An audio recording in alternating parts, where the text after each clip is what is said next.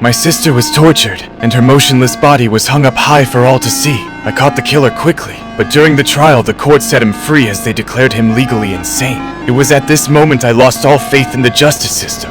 If the law couldn't punish these monsters, I would just have to do it myself.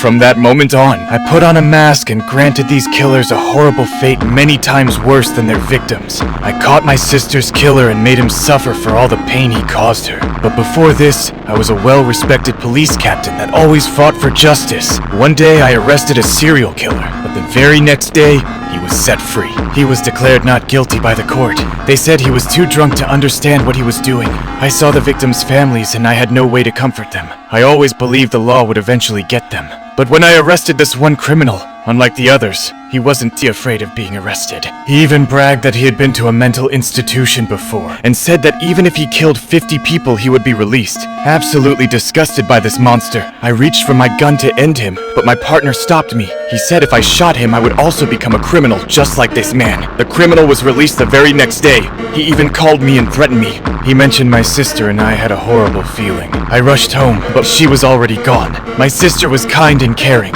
She would never even hurt a fly. But now, she was forever gone from this world. I flew into a rage and destroyed everything in my home. The only thing I left untouched was the birthday cake I bought for her. This was the moment I reached my breaking point. I put on a mask and took things into my own hands. I found my sister's killer and cut off his arms and legs. I locked him away and kept him soaking in a chemical solution, meant to be as painful as possible without killing him. I then started posting my killings online. I always announced my target beforehand to make these monsters feel fear. Some people called me a criminal. Others hailed me as a hero. One day I found a new target, an inhuman monster that kidnapped and tortured young girls in his basement. If any of them disobeyed, he would feed them to a meat grinder. But he was always set free by the courts due to the fact that his family was rich and powerful. I was about to give this man a taste of his own medicine, but at the last moment, the machine stopped.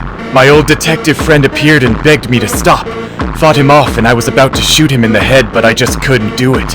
He used that opportunity to take me down and I was arrested. The once well-respected police sergeant was now being sentenced to death by the courts. The criminal from earlier looked at the news and thought he got away, but another masked man inspired by me stabbed him in the heart. All across the world, thousands of masked men rose up and fought for what they thought was right.